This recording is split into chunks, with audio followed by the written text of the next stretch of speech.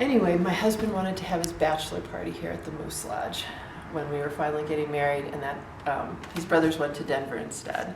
But about 9 months after we were married, the septic was shot. He came to one of the meetings and they agreed on a selling price, and he said, "Great, I'll take it." Came home and said, "Guess what we own?" And so then we started the process, and Bank of Boulder believed in his business plan, and we got an SBA loan, and we started in. So all that's left of the original structure is a little bit easier to explain.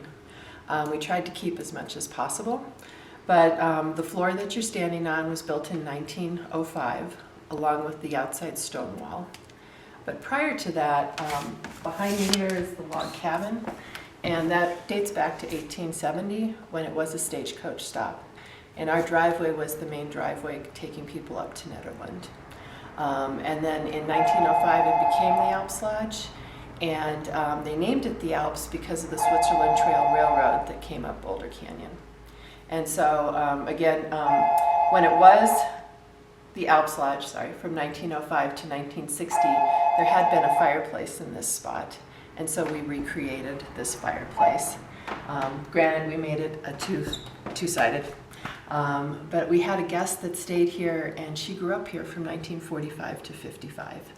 And so she had brought some old brochures that had shown the fireplace here.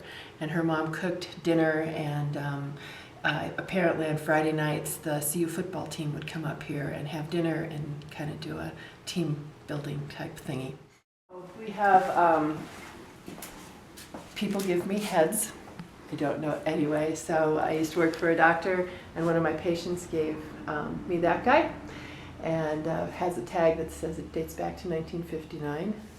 And then Dr. Bosley, who was a prominent doctor in town, gave us this caribou that's up there.